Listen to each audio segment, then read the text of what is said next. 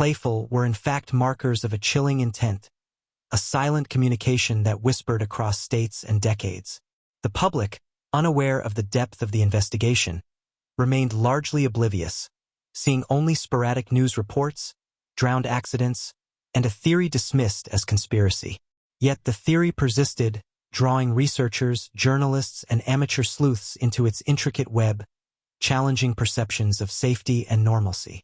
Each discovery of a previously unnoticed smiley face near a waterway, each account from friends who remembered the eerie atmosphere of the night, reinforced the haunting possibility that behind the laughter and nightlife of young adulthood lurked a calculated, organized darkness. The narrative reached into communities, shaking trust and instilling a persistent fear that no matter how ordinary a night seemed, unseen eyes might be watching, calculating, and waiting for the perfect moment to strike, leaving only questions, grief, and the faint, mocking curve of a smiley face to mark the presence of a predator who operated beyond the reach of law and reason. As the years progressed, the web of disappearances and recoveries deepened, revealing chilling consistencies that defied logic and casual explanation. And while some authorities continued to dismiss the smiley face killer theory as speculative or conspiratorial, the detectives and independent researchers had amassed compelling circumstantial evidence pointing to a coordinated effort, a network of killers working with precise methodology across states, selecting victims based on their youth, social habits, and vulnerability, often preying on those who ventured out late at night or attended crowded social events before vanishing into obscurity. Families endured nights of sleepless worry, combing the streets and waterways, haunted by the memory of the last phone call, the fleeting glance of a stranger, or the sudden, inexplicable change in their loved one's demeanor. And in many cases, the recovery of bodies only intensified the mystery, with forensic examinations revealing unusual submersion patterns, signs of restraint, or marks suggesting an intentional placement of the victims in locations where currents and terrain would both conceal and reveal, a twisted artistry that hinted at a mind or minds obsessed with both control and performance. The graffiti of the smiley face, initially dismissed as mere coincidence or college prank, became the signature of this dark network, small variations in the lines, placement, and surrounding markings conveying messages understood only by those orchestrating the crimes. A silent communication spanning years and hundreds of miles, and while mainstream media coverage remained sporadic, online communities of amateur detectives, true crime enthusiasts, and investigative journalists meticulously documented each death, mapping locations, timelines, and victim profiles to uncover the underlying pattern of predation.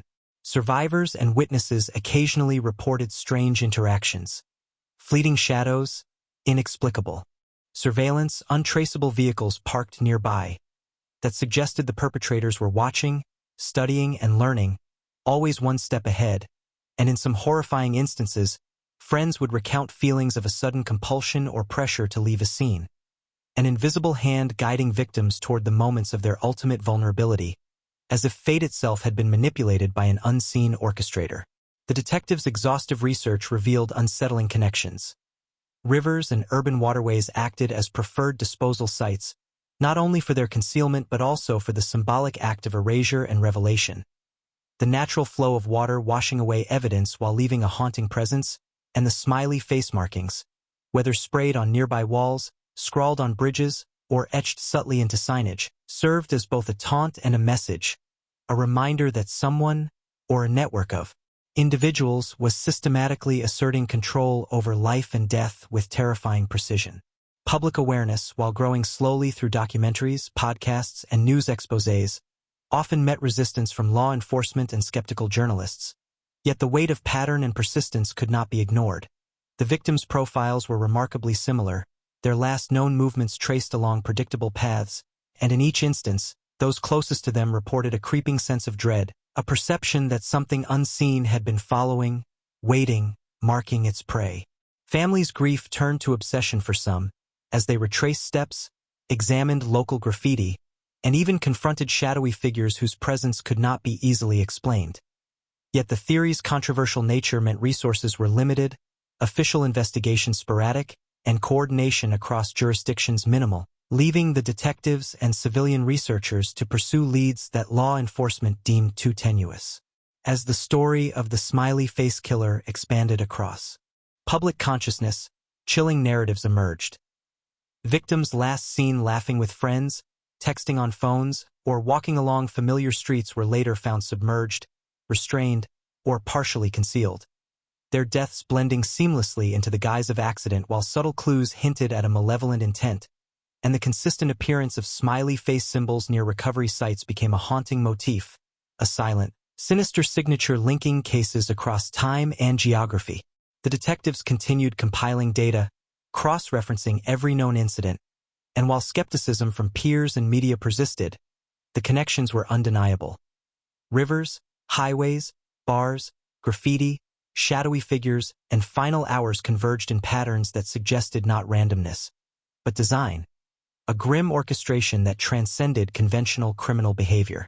Eventually, awareness of the theory prompted both fear and fascination, inspiring books, documentaries, and online forums dedicated to piecing together the scattered evidence, each new discovery reinforcing the notion that an organized, possibly ritualistic group of killers had operated with meticulous care, leaving only subtle marks, the smiley face, the placement of a body, the chosen waterways, to indicate their presence.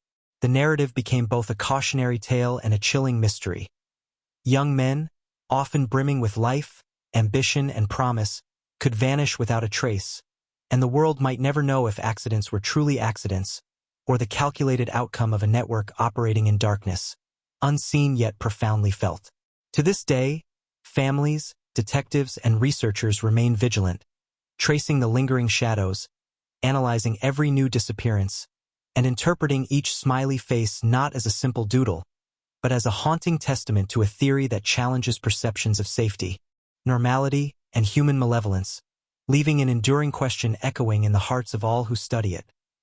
How many more have been claimed, and how many more might vanish, while the sinister signature of the smiley face killer silently endures across rivers, towns, and the very fabric of a nation that refuses to fully acknowledge the darkness beneath its streets?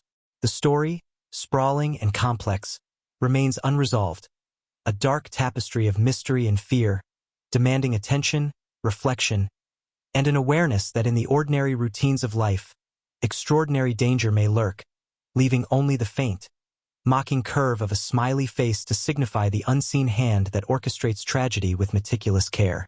In the late 1990s and early 2000s, the quiet towns and bustling college campuses of the Midwest and East Coast seemed to hide a sinister pattern that few could see at first glance. Young men, often promising students or athletes, vanished after nights out with friends, their absence initially shrugged off as typical college disappearances or drunken misadventures, until their bodies began to surface, floating lifelessly in rivers, streams, or isolated ponds, the circumstances meticulously disguised as accidental drownings. Authorities often cited intoxication or reckless behavior as the cause, and the media echoed this narrative. Yet beneath the surface, a darker truth seemed to pulse. The smiley face graffiti found near many of the recovery sites, a simple yellow circle with 2 dots and a curved line, appeared too frequently to be coincidence. Retired detectives Kevin Gannon and Anthony Duarte, both seasoned with decades of experience in homicide investigations, began to notice a chilling pattern. Each death bore subtle similarities, not just in age and appearance, but in the locations chosen for the bodies to be found, almost as if someone or a group had studied the perfect camouflage for murder in plain sight. These men, vibrant with youth, athletic prowess, and social promise, had been ensnared in a carefully orchestrated series of killings that crossed state lines, and yet, with no apparent connection between victims, authorities remained skeptical, clinging to conventional explanations. Friends and family recalled the last moments before disappearance. Nights filled with laughter, casual flirtations, or routine errands, nothing that suggested imminent danger. Yet forensic analysis began revealing troubling consistencies. Signs of restraint, subtle bruising inconsistent with accidental submersion, and in some cases surveillance footage, showing shadowy figures observing or following the victims before they vanished. As the news spread and patterns emerged, a theory that once seemed absurd, now called the smiley face killer theory, gained traction in certain investigative circles, suggesting not a lone murderer but a network of killers operating under a chilling pact, a clandestine fraternity bound by ritualistic obsession with youth and anonymity. The detectives, fueled by frustration with local police dismissal, began mapping every known case across the Midwest, overlaying rivers, highways, and urban graffiti sites, discovering an eerie geographic coherence. Interviews with surviving friends revealed shared encounters with unnerving strangers, a common theme of being watched, of feeling subtly coerced or threatened before the disappearances. The smiley face symbols themselves, once dismissed as innocuous pranks, revealed hidden variations, small markings, subtle shifts in line curvature, placement at specific angles, suggesting communication, perhaps a signature or code among the perpetrators.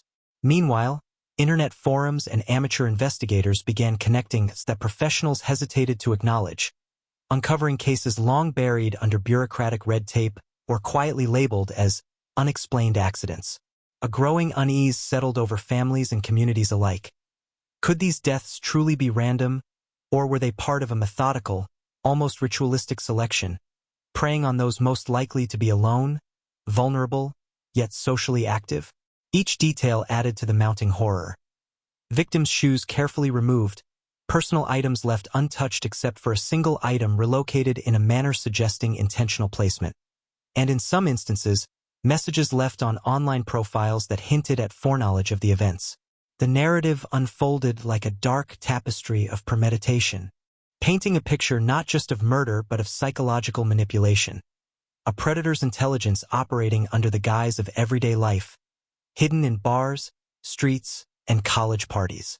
And while law enforcement agencies largely remain skeptical, citing a lack of forensic proof linking the cases beyond circumstantial similarities, the detectives pressed on, compiling extensive dossiers, interviewing families, retracing final steps, and, above all, refusing to let the deaths fade into anonymous statistics. With each new case added to the map, the pattern crystallized into an almost artistic cruelty. Bodies always found near water, in locations with strong currents to obscure evidence, yet chosen for maximum visibility to those who might care, a morbid announcement that a sinister presence had passed through and left its mark. The theory, controversial as it was, ignited a quiet obsession among those who refused to forget, sparking debates in criminology circles, podcasts, and documentary films, drawing attention to the invisible dangers lurking behind seemingly ordinary nights. Friends and witnesses described an unsettling phenomenon, a sudden, inexplicable shift in the environment around the victims, a shadow crossing a path, a car idling in silence, a stranger lingering just long enough to be memorable yet untraceable. And amid this mounting evidence, a terrifying question loomed over every investigation. If the deaths were not accidents, how many more had been overlooked, misclassified, or ignored, leaving killers free to continue their work under the radar, their sinister smiley face signatures scattered like breadcrumbs across the country? As the detectives compiled their findings into comprehensive reports, the pattern was undeniable to them. The victims were not random, the locations not coincidental, and the symbols, while seemingly